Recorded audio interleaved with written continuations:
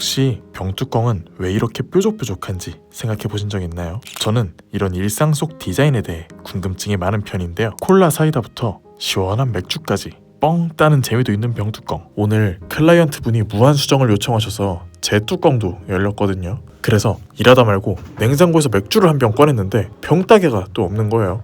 병따개가 없네. 그래서 떠오른 주제인데요. 여러 사례를 조사해보니 대부분의 디자인에는 그에 맞는 이유가 있고 그 이유는 상당수가 기술 또는 문화였어요. 기술까지는 아니어도 최소한 불편을 해소하는 정도는 되고요. 그리고 문화는 사람들의 인식을 형성시키는데 큰 역할을 하죠. 그런데 우리 일상 속에는 무심코 지나치는 디자인들이 너무 많습니다. 이것들을 바라보는 시각을 조금 달리 해보면 어떨까요? 일상에서 디자인 감각 쉽게 기르는 시야 훈련법, 일상의 것들. 오늘 주제는 병뚜껑입니다. 뾰족뾰족한 병뚜껑의 모습. 당연히 뚜껑이라는 게 처음 등장했을 땐 이런 모습이 아니었어요.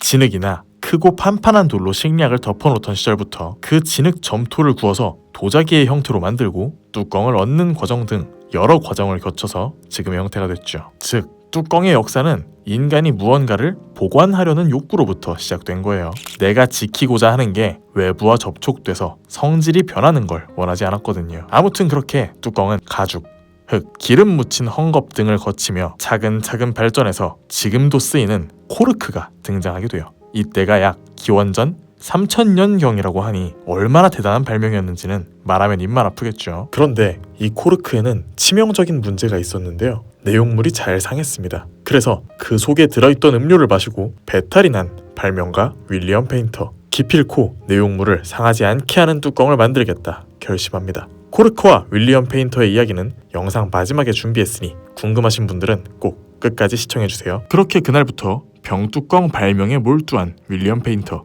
어떤 모양으로 만들지 고민했는데요. 기존 병의 입구에 들어가는 형태인 코르크보다는 병을 완전히 덮어버린 형태가 밀봉에 유리하겠다는 생각했습니다. 그리고 떠올린 게 바로 잼통을 헝겊으로 덮어서 끈으로 묶는 방식이었죠. 그 모양을 발전시킨 톱니 모양 뚜껑을 만들어 보기로 합니다. 그리고 새로 만들 뚜껑의 소재를 고민하는데 헝겊은 당연히 아니었고 코르크도 안 된다는 걸 이미 배웠잖아요. 그러니 자연스럽게 철, 알루미늄 이쪽으로 눈길이 갔습니다. 하지만 이런 소재로 뚜껑을 만들었을 때 생기는 큰 문제가 있었어요. 바로 뚜껑을 열 때나 닫을 때 충격이 가해지기 때문에 유리병이 깨진다는 거였는데요. 그래서 톱니 모양을 잡는데 삼각형을 도입합니다. 지금의 뾰족뾰족한 병뚜껑이 탄생하는 첫 순간인 거죠. 삼각형을 도입한 데에는 이유가 있었는데 바로 삼각형이 가진 특성 때문이었어요. 삼각형은 변형되지 않습니다. 삼각형은 세 병과 세 각이 고정되면 외부 힘에 의해 모양이 변하지 않는 유일한 다각형인데요. 사각형이나 다른 다각형은 변형될 수 있지만 삼각형은 외부에서 힘이 가해져도 모든 변과 각이 일정하게 유지되거든요. 그리고 삼각형은 충격 분산도 잘 이루어지는데요. 외부의 힘이 고르게 분산되는 특성이 있어 안정적인 기능을 하기에 적합했거든요. 이 특성을 잘 살린 게 트러스 구조와 탑 구조라는 건데, 예를 들면 종이의 트러스 구조를 적용한 사례는 골판지가 있겠고 교량이나 철탑 등이 이런 구조로 건축되는 경우가 많죠. 윌리엄 페인터는 이런 특성을 살려보고자 발명 중인 병뚜껑에 삼각형을 입혀봅니다. 원 위에 삼각형 여러 개를 그려놓고 그 꼭지점을 살린 디자인으로 만든 거죠. 그렇게 8개의 삼각형을 겹쳐 총 24개의 톱니를 만들어봤는데 너무 꽉 끼는 바람에 반려. 6개의 삼각형으로 만든 18개 톱니는 너무 헐거워서 반려. 그리고 7개의 삼각형으로 만든 21개의 톱니 모양 뚜껑이 딱 좋았습니다. 그리고 이 모양 마치 왕관과 같다 해서 크라운 캡이라 불리죠. 그게 지금까지 국제 표준으로 쓰이는 디자인이 됐을 정도로요.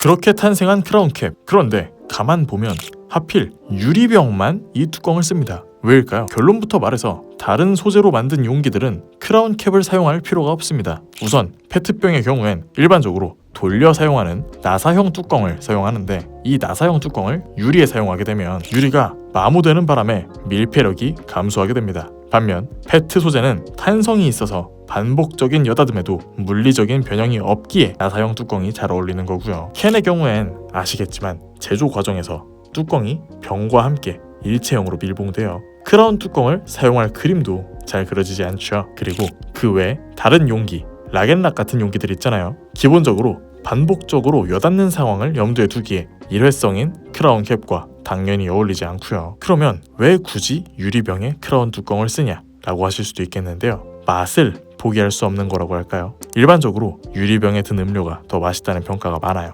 그런데 그게 정말 허무맹랑한 얘기가 아닌 게요. 유리는 비활성적 재질입니다. 쉽게 말해 유리 맛이 음료에 섞이지 않아요. 뭐야? 그럼 다른 용기들은 음료 맛에 그 용기의 맛이 밴다고요? 네. 플라스틱이나 캔의 경우엔 흔치 않긴 해도 일부 감각이 뛰어난 소비자분들은 페트 맛이 섞였다거나 금속 맛이 섞였다는 느낌을 받기도 하거든요. 그런데 유리는 이런 게 전혀 없어요. 그리고 유리병과 크라운 캡의 조합은 용기 내부 압력과 그 보존을 장기적으로 함에 있어 가장 효과가 뛰어난 조합이라고 평가됩니다. 맛이 제일 순수하게 유지된다는 거죠. 그러니까 유리병에 든 음료는 처음부터 엄청 맛있으라고 유리에 담았다고 생각하면 좋을 것 같아요. 물론 다른 이유도 있겠지만요. 그리고 맛에 가장 큰 중점을 두었으니 다회용으로 쓰기보단 개봉 직후 바로 소비하는 걸 의도했기에 일회용 뚜껑의 단점도 사라지게 되는 거고요. 그래서인진 몰라도 저는 병맥주가 제일 맛있더라고요. 구독자 여러분들은 어떤 용기가 가장 좋으신가요? 제일 좋아하는 음료와 용기를 댓글에 남겨주시면 좋을 것 같습니다. 어떠세요? 오늘 퇴근 후엔 맛있는 병맥주 시원하게 따고 싶지 않으신가요? 병뚜껑과 유리병, 평소엔 관심 잘 두지 않던 부분인데요. 이번 기회에 새로운 시선에서 바라보는 기회가 되셨다면 좋겠습니다. 저는 그럼 더 재밌는 내용으로 찾아오도록 하겠습니다. 시청해주셔서 감사합니다. 이 대단한 발명, 세계적인 발명 코르크는 기존 뚜껑들과 달리 특별한 성질이 있었는데요. 바로 내부 압력을 유지해주는 거였어요. 기존의 뚜껑들이 그저 덮는 정도 수준이었다면 코르크는 비로소 밀봉에 가까워진 뚜껑이었죠. 그리고 그로부터 약 4,900년이 흐른 1892년, 이때도 여전히 코르크 마개를 사용하고 있었는데요. 슬슬 다른 기술들도 발전하면서 탄산이 유행하기 시작합니다. 그런데 문제가 있었어요. 방금 전에 코르크가 밀봉에 가까워진 뚜껑이라고 했잖아요. 즉 완전 밀봉은 아니란 말입니다. 내부 압력은 유지해주지만 미세하게 공기가 순환되거든요. 그래서 이 순환이라는 특성 때문에 코르크가 항상 와인에 사용되는 거예요. 아무튼 다시 1892년, 당시 19세기는 아일랜드가 주요 산업이었던 감자 기근으로 대규모 기아에 시달렸어요. 그래서 미국으로 이주한 사람들이 많았는데 이때 발명가 윌리엄 페인터도 이 행렬에 함께했죠. 하지만 윌리엄 페인터는 발명가라고는 했지만 딱히 히트작 없이 전전긍긍 시도만 하는 인물이었는데요. 계속된 실패에 답답한 나머지 시원한 탄산음료를 마시려고 했는데 이게 웬걸? 탄산이 다 빠져서 그냥 과일 주스만 났습니다. 심지어 음료가 상해 있던 바람에 배탈까지 났죠. 당시 음료 뚜껑이 대부분 코르크막이었다고 했잖아요. 그래서 탄산이 다 빠져버리고 음료도 상한 거예요. 그래서 윌리엄 페인터는 아무래도 이 뚜껑을 발명해보면 좋겠다고 생각합니다. 절대 탄산이 빠지지 않고 상하지도 않도록 완전 밀봉하는 게 목적이었죠.